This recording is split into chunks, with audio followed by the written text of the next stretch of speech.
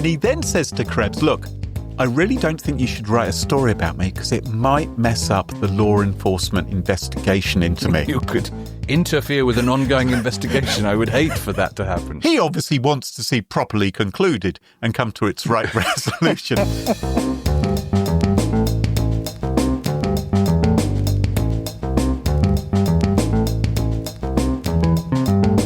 Smashing Security, episode 446, a hacker doxes himself, and social engineering as a service, with Graham Cluley and special guest Rik Ferguson. Hello, and welcome to Smashing Security, episode 446. My name's Graham Cluley. And I am Rik Ferguson. Hello, Rik. Welcome back to the show. It's been many, many years since you last joined us. For anyone who doesn't know, is there anybody who doesn't know rock star Rik Ferguson? Describe yourself, Rik, to our audience. I'm 6 feet tall. I weigh 182 pounds. Oh.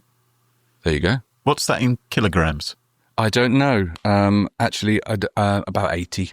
I'm really not sure. I should know. I left the world of Imperial behind many years ago. Okay. Well, you're a fine figure of a man, and you also work in the cybersecurity industry, don't you? Oh, there is that. Oh, there is that. There is some relevance to you coming on the podcast this week.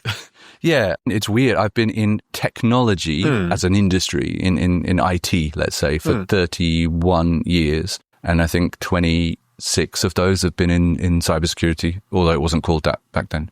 And you still haven't solved the cybersecurity problem. Don't you feel a bit of a failure? Oh, no, I have. I just haven't told anyone. Oh, okay.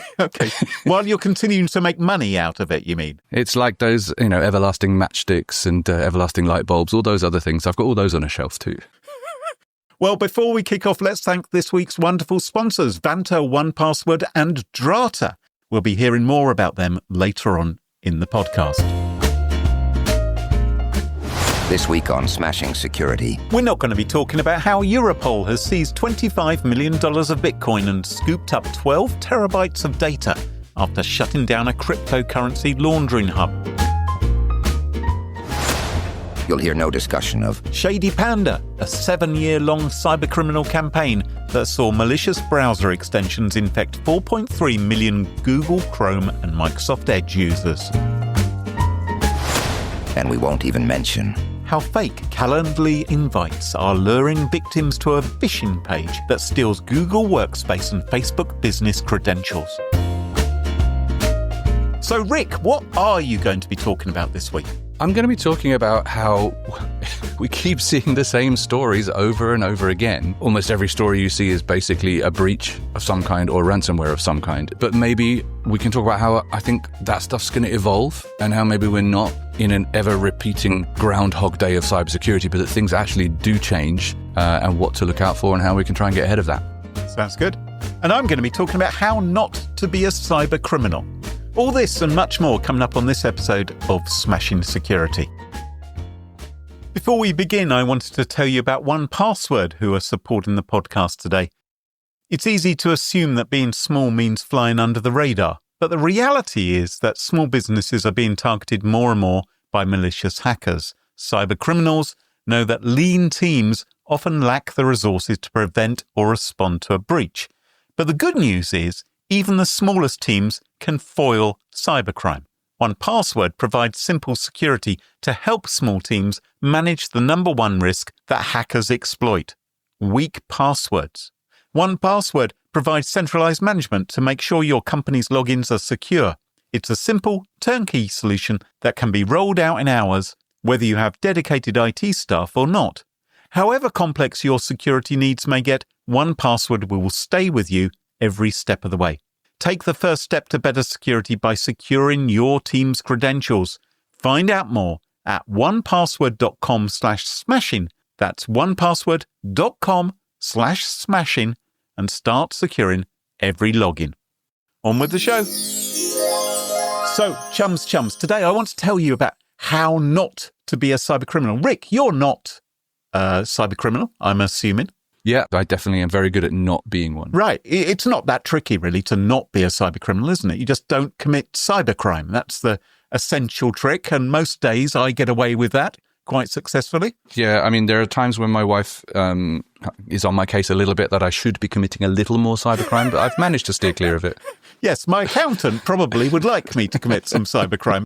But there are people out there who've taken on cybercrime as a hobby, as a pastime, maybe even a career as well. And I guess they are the people who I am addressing today, because I'm going to tell those people what not to do if they want to be a competent cyber criminal. Isn't that aiding and abetting? Well, I suppose, possibly. Oh dear. They'll never make it stick. They'll never make it stick. Because to be a cyber criminal, there's certain things you probably do have to do. You have to commit cyber crimes. That's pretty much written into the job description. Usually relating to money, to finance. Doesn't always have to. I mean, sometimes it's a defacement. Sometimes, it's just mindless vandalism or something. But yeah, but these days it often will involve some cash. And also, and this is important, you need to get away with it, because otherwise your cybercrime career just comes to an end, doesn't it? And I think you need to not only get away with it, you have to keep getting away with it. And you have to make sure that looking back, you haven't done anything you might regret. It's tricky, isn't it?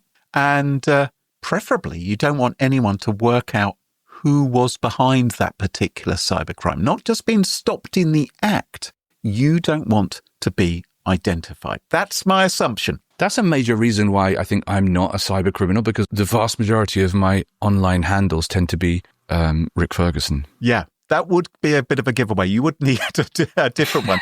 Also, the thing is with you, Rik, is because, of course, you are famed for your mane of hair and your rock star good looks. I think you're going to leave some physical evidence behind. There'll be some DNA. Once you're in your 50s, it all does start to fall out a little bit. So there's a permanent trail, much like my dog. Not like that, hair. So what we're going to talk about today is a gloriously stupid operational security fail by a cyber criminal. And I think we all love those, don't we? We love it when the cyber criminals, when the malicious hackers really goof up and leave evidence lying around, which makes it so easy to identify who they actually are. And this is why I want to introduce to you someone called Ray. Ray, not with an A, but Ray with an E. A bit like that character from Star Wars Force Awakens, waggling her lightsaber around. Ray is a core member of that infamous hacking group that likes to call itself Scattered Lapsus Hunters. The unholy triumvirate. They are, aren't they? It's a sort of greatest hits mashup of several notorious hacking collectives. If you do think of it in musical terms, it's a bit like if Emerson, Lake and Palmer teamed up with Crosby, Stills, Nash and Young and Barclay James Harvest, and you end up with this cacophony of 1970s supergroups. No one knows who they are, Graham. No one knows who they are. Oh, no, yeah, okay. If you're of a certain age, you may know who those folks are. But rather than a band of crooners, Scattered Lapsus Hunters is, well, all they've got is not gold records on their walls. They've got compromised Salesforce logins. That's what they've been stealing lately. They've been causing all kinds of mischief. And one of the admins of Scattered Lapsus Hunters is this Ray person. They're an admin on their Telegram and Discord channels where they are chit-chatting away and gobbing off at each other and slagging each other off and also plotting their cybercrimes as well. And this hacking crew, as I said, they are notorious. Over the past year or so, they've been claiming responsibility for all sorts of corporate breaches. And we even heard on last week's episode with Dan Raywood, they allegedly tried to recruit insiders at a major cybersecurity firm, trying to get data out of them. I wonder which firm that could have been. There was a story in the news recently, I believe. There was CrowdStrike. Yes, so, but they haven't confirmed it. You know, there's suspicions. There are suspicions which have been reported. Now, Ray was reportedly involved with a ransomware outfit called Hellcat, and they also helped run a breach forums style leak marketplace online. So you've probably heard of breach forums. It's a notorious site where data is shared and tools are shared which allow hackers to break into systems, or they sell their data which they've exfiltrated from the companies which they've hacked. And it turns out that, well, breach forums, there's more incarnations of it than Doctor Who. There's more versions of it than people who've played James Bond. It's kind of famed for takedowns. It is. As well as for being a breach forum. Law enforcement has acted against breach forums so many times, and always, in one form or another, rises from the ashes. It's like whack-a-mole. Europol or FBI, they whop them on the head and their servers come down and then bloop, up it comes again. And there doesn't seem to be anything which cybercrime enforcement can do to permanently defeat it. Not to say that they're doing a bad job, and it's great that they dismantle these operations, but it does keep coming back. And Ray was one of these people who was running one of these sites. Now, unfortunately for Ray, they recently suffered a bit of a setback. Not thanks to cutting-edge digital forensics or a multi-nation police operation, but rather because of their own screw-up. So, let me take you back in time. Back in May 2024, Ray received one of those sextortion emails. Have you received a sextortion email, Rik? I have. I did pay. You did? I was very worried about...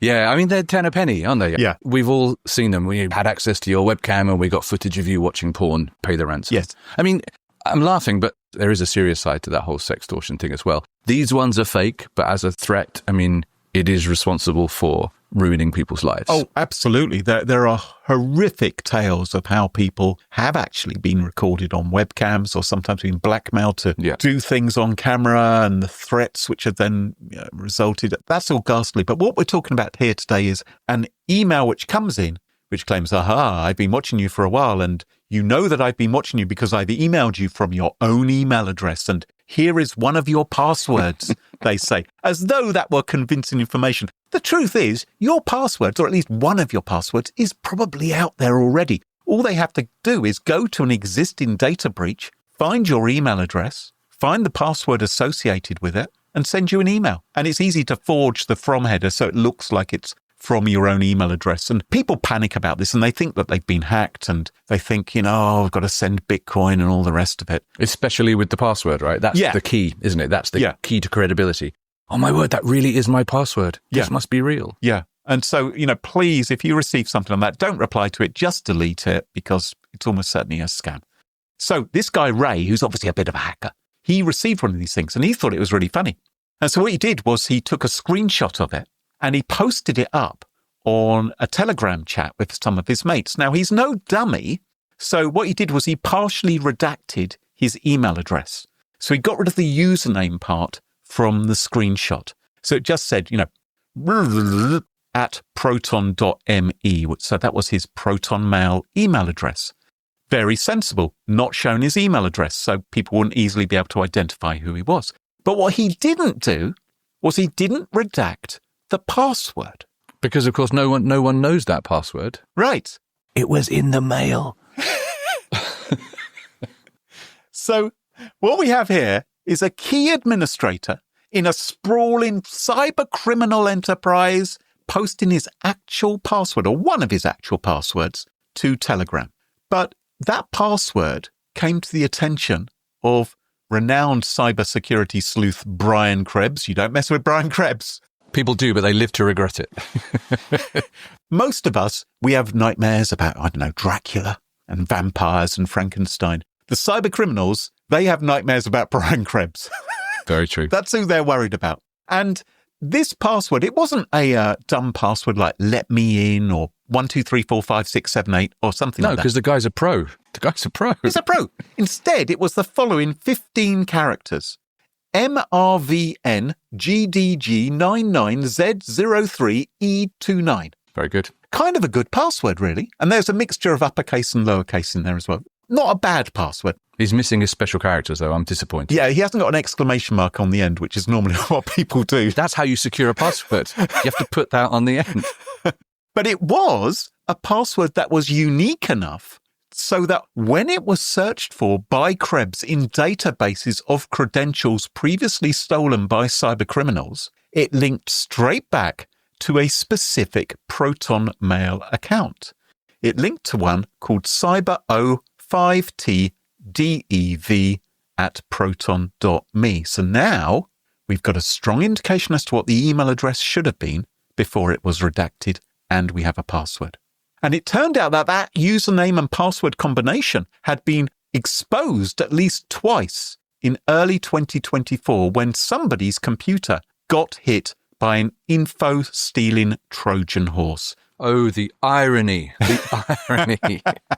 Yes, almost as though this hacker guy might be hanging out with dodgy people, Who'd have downloading things left, right and centre off the net. Who knows what he was doing? So we now have that information. And a security firm discovered that that email address belonged to a member of breach forums who went by the username of O5TDEV, which was part of the username. Okay, so now we've got that. And a search for that nickname, O5TDEV, found at least 2 website defacements archived, which showed that someone called O5TDEV had previously defaced websites saying pro-Palestinian messages during the website defacement, which helpfully said hacked by O5TDEV. Okay, so we're beginning to put all the pieces together. It's honestly incredible research and journalism from Brian. When I read these kinds of things, I know you're not even at the end yet. It's always so gripping when he's like, here's all the steps that I went through. I found this, and I found this, and I put this together. I made this logical leap, which led me to this. It's incredible. Yes. So further investigation found that Ray's Telegram account was particularly active in a cybercrime-focused channel called Jacuzzi. I didn't know what to make of that when I got to that point in the story. I was worried to read on. Well, it all seems fairly innocent enough, but in that particular place, he's sharing some personal details. So he's sharing maybe that his father was an airline pilot, that he has some family connections to Ireland. He even has a connection to the surname Ginty as well. And they claimed in 2024 to be 15 years old. So a little bit more digging is going on by Krebs and co. And what was uncovered were hundreds of credentials that had been stolen from a computer belonging to that Proton Mail email address. And it was a shared Windows PC located in Amman, Jordan, and multiple people were using the same computer. And all of them had the same surname, which is Khader, Khader.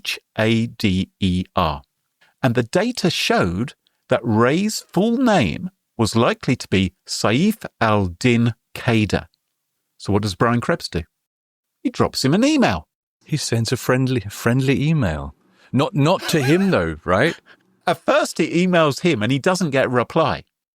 But Krebs doesn't give up. And so what he decides to do is look a little bit further, because the PC also had autofill information on its browser, which suggested there was also someone using the PC who was a 46-year-old man called Zaid Khader, who said his mother's maiden name was Ginty, who worked at Royal Canadian Airlines.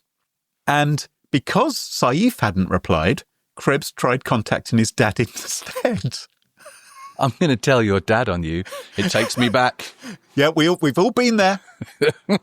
Not quite as scary as when your mum gets told something, in my experience. Yeah, very true.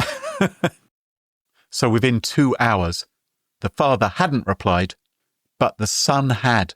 He responded via Signal, saying, I saw your email. I don't think my dad will respond to you because he thinks it's some kind of scam that you've sent him. At least you know that he's been educated by his kids. They're looking after him.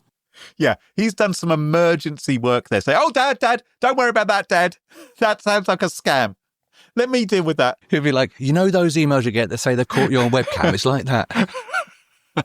And so this guy, who we'll call Ray, but his real name was Saif, got in touch with Krebs. He said, look, my dad doesn't believe the email, but I am prepared to talk to you. I've decided to talk to you directly. And he said, look, I've been thinking of moving away from cybercrime for a while.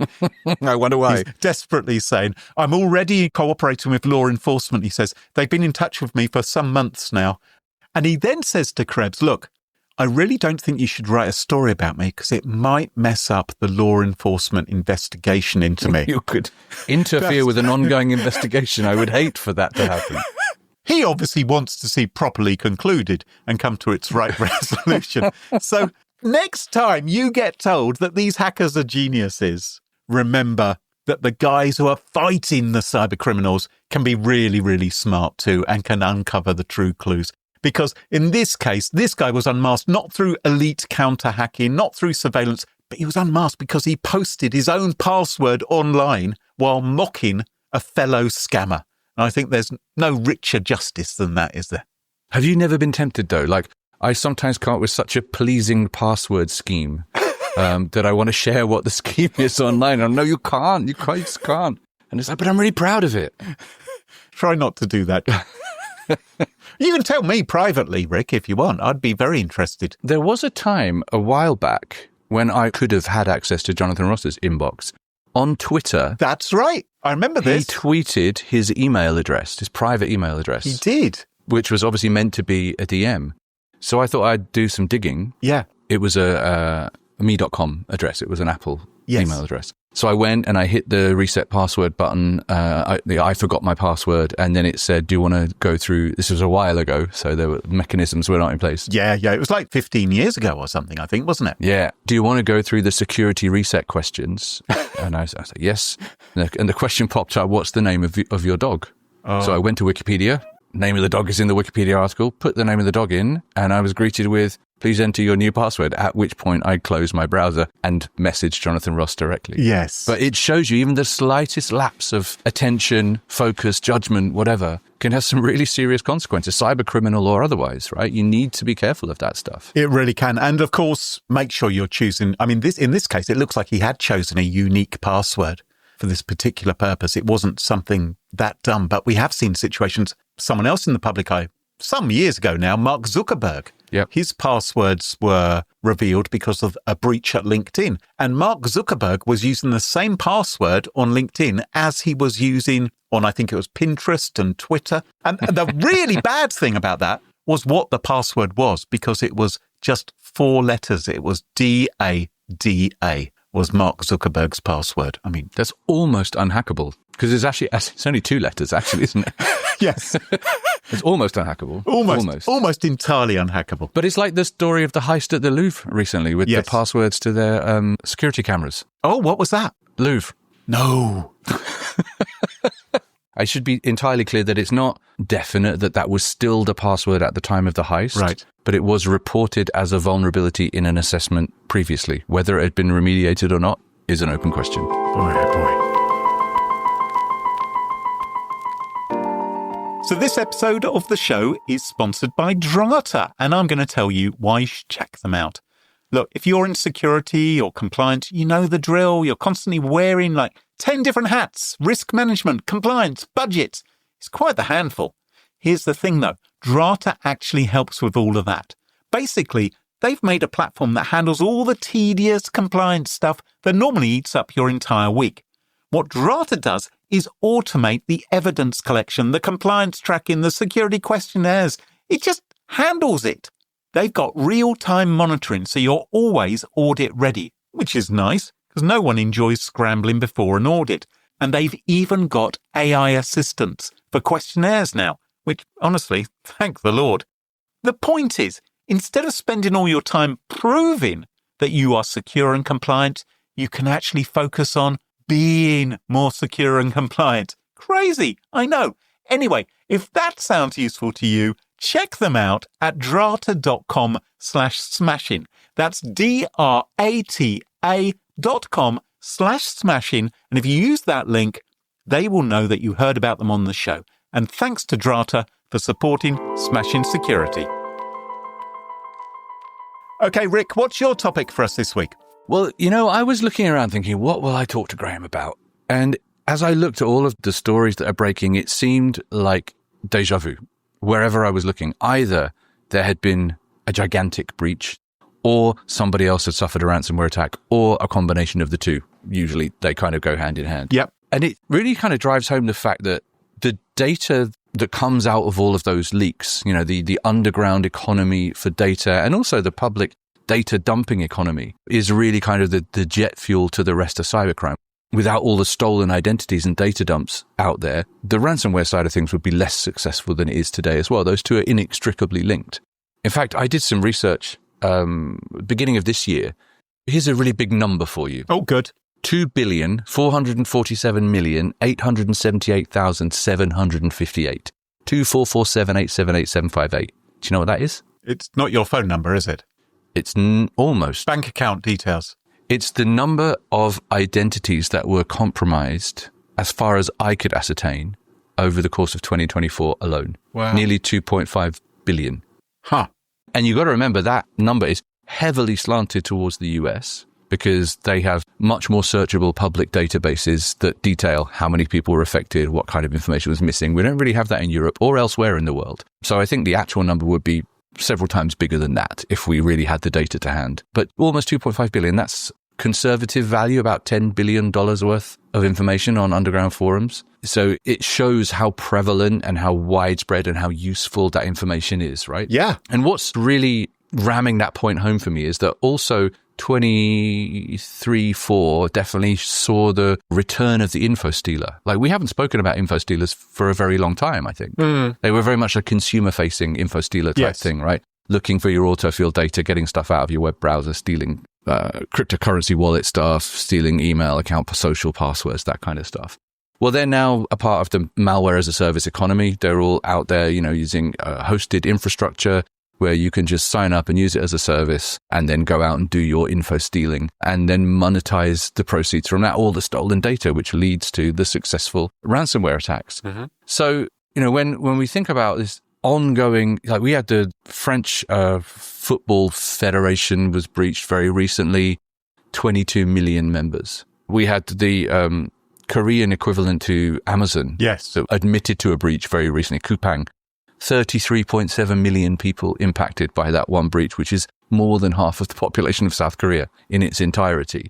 We had the return of the Shai-Hulud worm, stealing about 25,000 developer secrets, tokens, and so on.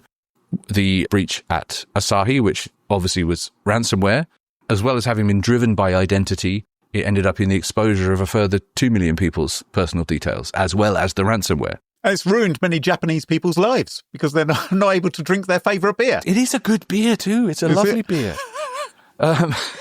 It is. One day you'll experience the joys, one day. We saw Scattered Spider being responsible, for example, for breaches of business intelligence providers last year. I mean, Sisense were breached, Snowflake were breached, and then this year, Gainsight, Salesloft, all part of the Salesforce developer infrastructure. And I think Gainsight said only a handful of their customers were affected. They must have really strange hands, because I've only got 5 fingers on each of mine. So slightly more than a handful. It's about 200. But if you think about the Snowflake one last year, which had really serious effects on companies like Santander, Ticketmaster, hundreds of millions of people's details stolen in those attacks. That only affected about 160 organizations. So they had smaller hands even.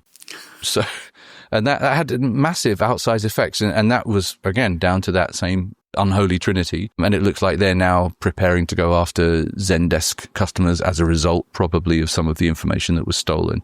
And the attack on JLR and any of the other big ransomware attacks that you want to talk about are all kind of driven by this economy in stolen data. So that's the reason we see it in the news happening over and over again. It's because it's basically the jet fuel to all of these other online criminal operations. So I have been sitting around, because it's that time of year, thinking about what might happen next based on all of the, the stuff that we've seen over the past few years. Because this is what happens, isn't it? Is the journalists start calling all the cybersecurity vendors saying, oh, yes, we're going to need your predictions. You always end up having big conversations with PR agencies and like, how can we make them interesting? How can we make them different from everybody else? I know, let's just release them earlier. Yes, so the predictions start coming out in September as to what's going to happen in 2026 because everyone wants to get their report out before the other guys. Exactly. I remember back in the days when I worked for a vendor and we had to produce one of these and the PR people weren't happy at all when I said, well, my prediction is we're going to see more of the same. It's going to be pretty much. And that's the one thing you're not allowed to say, isn't it? It's like, well, there'll be more ransomware. Well, that's not a prediction. Well, it is. Actually, it is. I predict there'll be lots of predictions. That's my prediction. Yeah. I think one of the things that we're going to see is that SaaS, OAuth consent, SaaS tokens, Microsoft 365, Salesforce, Slack, all those different offerings are going to begin to rival traditional phishing. Phishing has always dominated as the precursor to every attack. It's been up in the 90-odd% for a very long time. But I noticed some stats recently that said it was now 40% of consumer-facing attacks was the precursor, was phishing. I haven't looked into the research to back it up, but if that's true, that's an incredible drop from 90-something%. And I think what we will be seeing now, and there are strong signals of it, is stealing of tokens rather than credentials, OAuth abuse, that kind of thing. Particularly as passwordless authentication is gaining ground quite rapidly now. And then these will be like token hopping campaigns by getting access into a SaaS provider, then moving down into the customers of that SaaS provider and stealing information that way without needing necessarily to get passwords, just to get tokens. The other thing that I think we'll see, which is very directly related to the scattered spider side of things, because those three groups coming together wasn't accidental. They each had particular things that they were good at. And the thing that scattered spider are good at is social engineering. Yes. It's like making those phone calls up front, doing SIM swapping attacks, that kind of stuff. They were the ones calling the call centers, pretending to be employees locked out of accounts, for instance. Exactly. And it was, real people on real phones making real social engineering calls. Yeah. It takes balls to do that kind of thing. To be convincing. It's a proper skill set. And it's indicative with the story about Ray is that they are, if any of what he said was true, feeling the heat of law enforcement. We know there have been arrests of people within and associated with that group. So I think we'll begin to see a rise of something that I called social engineering as a service, because everything's as a service now, right? So if you're involved in a group like Scatter Spider and you're a bit worried about attracting attention of law enforcement, you will want to do what ransomware threat actors did a very long time ago and remove yourself from the immediate committing of the crime. You don't do the breach. You don't steal the data. They were very foolish to get themselves into the extortion game and run the extortion, but they wanted to keep as much of the money as possible. I think if the people creating the ransomware had moved themselves away from the finance of the crime as well, law enforcement would not be focused on them at all. And I think that's what groups like Scatter Spider will consider, is that how can we monetize our very unique skill set? Well, we can offer it as a service to other people committing crimes. So I think with the aid of AI, voice cloning, they'll be able to create things like scripted call flows. They'll be able to generate those fake links to authorize apps as a whole package, but along with that particularly unique skill of social engineering on the phone. So that means you'll have even very inexperienced threat actors who don't stand a chance with threat acting being able to outsource that capability, get the data and the access that they want, and then carry out the rest of their campaign. But it will remove the social engineers from the scene of the crime to a large extent. This is potentially a huge problem. I'm thinking, like, there's a lot of talk right now about many people maybe losing their jobs due to AI and other things. Companies looking to save money, using artificial intelligence to do a lot of the tasks which previously they've employed people for. There will be people who are looking for ways to pay their mortgage or pay their rent at the end of the month. And the easier it is to get into cybercrime, the more tempting it is going to be for more people to participate in it, and potentially we could see more attacks happening. I mean, there will be people who are seeing the volume of reports which we're seeing right now in the newspapers and on the TV of companies being hacked and of the huge amounts of money some of these cyber criminals are making. And there's still that perception that you're going to get away with it. We still, unfortunately, see far too few actual arrests and prosecutions made. When we do see those arrests, they make the news because they're rare. Yeah. We see a lot of seizure and shutting down of infrastructure, and great, we need to do it, but that always reappears, that like breach forums, right? That always comes back. So I think there is definitely a strong perception that you stand to make a lot of money. So people might look at it and go, well, you know what? I don't have to do it for long. I just have to do it enough. One payoff. If I can get the right company, the right ransom. It's rare, I think, to see people walk away from it once, especially if you end up successful. So come on, Rik, give us your prediction. If you were to come back in a year's time on Smashing Security, are we going to be looking back on 2026 saying it was better or worse than 2025? I honestly feel that from a cybercrime perspective, it's going to get worse. The one that scares me the most of the things that I was thinking about is when I was thinking about JLR. They had to shut down their production line, not because their operational technology was directly affected by the attack, but I think the impression I get is that they were painfully aware that it could be. Obviously, I guess they have quite a flat network infrastructure and it's not air-gapped or whatever. So I think they were painfully aware that was a potential, so they did a preventative shutdown. But the catastrophic effects of it is bad enough for JLR, but they got a government bailout. So I guess it didn't hurt that much. But who it really hurt was the upstream providers, the people that sell things to JLR, the people that make components or seat covers or whatever, right? Those people were going out of business. Yeah. And I think threat actors will have looked at that and gone, oh, that's a novel approach. So I made up this thing that I called reverse ransomware. And I think we might begin to see this next year, where if you're a threat actor, you do your research work about your intended victim that you want to extort, because they do good research, they do reconnaissance. You look at your big company you want to extort and you say, all right, who are their key suppliers? 4 or 5 key suppliers. They'll be much smaller organizations. You go, you break into those suppliers, You encrypt their data, but you don't extort them because they're smaller and they don't have the money. You go back to the JLRs of the world and you say, by the way, the reason your 4 key suppliers are out of business is us. Here's a very polite email asking you to pay a service restoration fee. Once you've paid us the service restoration fee, we will bring your suppliers back online.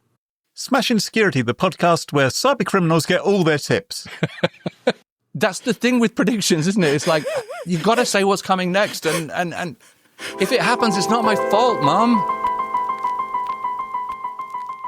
Okay, before we go any further, I need to share a quick word with you about one of our sponsors today, Vanta. You know how everyone's got an AI assistant these days? Well, imagine one that doesn't just write haikus about zero-day vulnerabilities, but actually does your audit work for you. That is Vanta. It connects to all of your tools, gathers evidence, tracks compliance, and quietly helps you prove that, yes, you do take security seriously. Vanta automates all of that. It pulls everything together, keeps an eye on your systems, and basically makes sure you're ready for an audit at any time, which means no last-minute panic for screenshots and policies. It also plugs into the tools you're already using and flags up issues before they become a right old mess. So if that sounds like something that might save you from a few sleepless nights, check out vanta.com/smashing. And if you use that link, you'll get $1,000 off. So don't forget, vanta.com/smashing. And thanks to Vanta for sponsoring this week's episode. And welcome back, and you join us at our favourite part of the show, the part of the show that we like to call Pick of the Week. Pick of the week, pick of the week, pick of the week. Pick of the Week. You can have that. Pick of the Week is the part of the show where everyone chooses something like, could be a funny story, a book that they've read, a TV show, a movie, a record, a podcast, a website, or an app, whatever they wish. It doesn't have to be security related necessarily. Well, my Pick of the Week this week is not security related. My Pick of the Week this week is a online service, and a very important online service, because what do we like to do? Well, one of the things that we like to do is we like to have a lovely meal, right? But sometimes you get bored of the same old thing. Oh, Graham, you're making another baked potato. Oh, Graham, you're making another cheese and cucumber sandwich. Can't you come up with something else? Well, yes, maybe I can, because what I could do is I could go onto the internet and I could find a recipe, but there is a flaw in that plan. And the flaw in that plan is when you go to a recipe website, what do you see? You see a whole load of guff. A whole load of guff about the recipe writer's personal journey, about how they went on this wonderful trip to Italy or wherever it is, or they were traveling around. I don't care about all that. What I want to know, Give me the ingredients. tell me what the bloody ingredients are and what I have to do with them. I don't want your pop-up ads. I don't want to join your newsletter. I don't want that. Well, this Pick of the Week solves that problem, because this Pick of the Week is called Just the Recipe. And you can go to justtherecipe.com. And if you go there and you paste in a URL of a web page containing a recipe, it spits back at you just the recipe, the ingredients and the recipe. Oh, that's excellent. Exactly. It's genius. And it also displays in a simple, user-friendly way. And there's a free version of Just the Recipe as the core functionality, or you can pay a little bit of cash if you want to thank them for improving the quality of your life. And then you get some more features, so you can sync it up with your phone, and there's an app if you want to, and then it will tell you when you're down the supermarket, so you don't have to print it out. It's available for web, it's available for iOS, it's available for Android. What are you waiting for? Make your life better and go to justtherecipe.com, which is my Pick of the Week. Here's a business idea for you, because it's based on something that my daughter started to do. Okay. Which is totally related to this. She finished school, so she's on her own now, looking after herself. Yep. And she hasn't really particularly done that much cooking before. The big flaw with recipes is that you kind of have to know what you want, or you kind of have to know what you can do with what you have. There's a big flaw there, right? Yep. So what she was doing was just going to ChatGPT and saying, this is what I have in my cupboard. What can I make? So stick a front end on that. Brilliant. And you can call it justttheingredients.com. You type in your ingredients, you get a recipe that matches them. Fantastic. What a brilliant idea. You can have that. Can I? Yeah. Brilliant. Right. I'm quitting the podcast. Don't need to do this podcast schlock anymore. Just going to run justttheingredients.com. Thanks, Rik. Rik, what is your Pick of the Week? I'm a little late, but I'm still obsessing over it. Yes. Only a little late. Yes. And it's Lily Allen's album, West End Girl. It's just phenomenal. Isn't it? So I was dropping my daughter off at school. Yep. And I was driving home, and I got a pop-up on my phone. Lily Allen's just released a new album. And I was like, what? I had no idea that was coming. Didn't realize no one else had any idea that was coming at all. So I started to play it in the car, and I haven't stopped. It is absolutely phenomenal. The songwriting, the lyrics, the backstory, the fact that it's a person just processing something that happened to them. I think the whole thing was written over the course of about 10 days, written and recorded over the course of about 10 days. And it is absolutely the pinnacle of her career. It is a brilliant LP, and it is a brilliant pick of the week. In fact, it's such a brilliant pick of the week that it was my pick of the week 3 weeks ago. Oh, arses.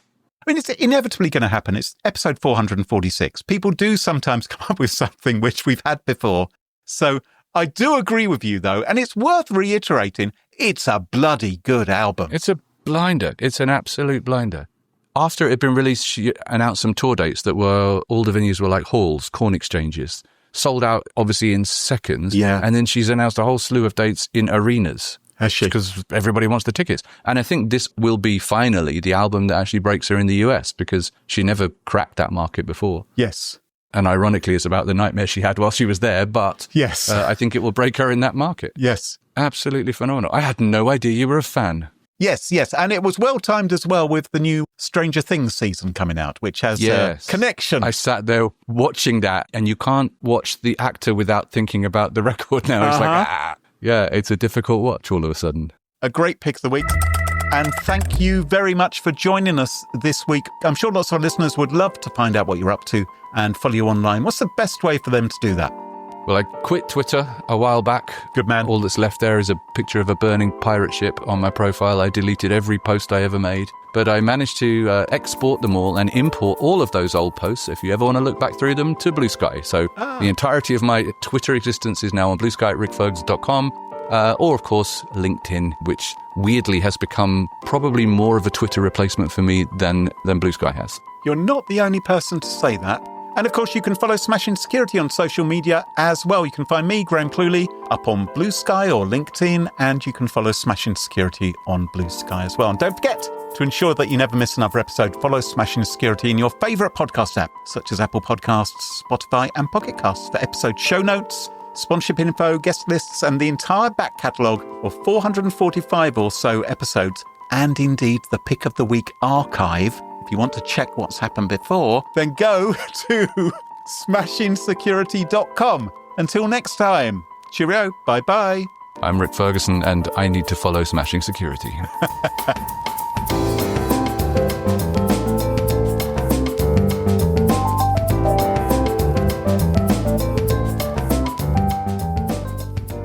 You've been listening to Smashing Security with me, Graham Cluley, and I'm grateful to Rik Ferguson for joining us this week. And I'm also grateful to this episode's sponsors, Vanta, 1Password and Drata. And of course, to all those lovely folks who've signed up for the Smashing Security Plus over on Patreon. They include Sean Puttick, Stephen Castle, Jack Unverperth, Mark Norman, Christo V, Darren Kenny, Ashley Woodall, Dave and Pam, Jay Lewis, Jessica Orth, Sean, Nigel Scott, Stein, David Smythe, and Daniel Kromek. Well, wouldn't you love to hear your name read out at the end of the show from time to time? If so, consider joining Smashing Security Plus.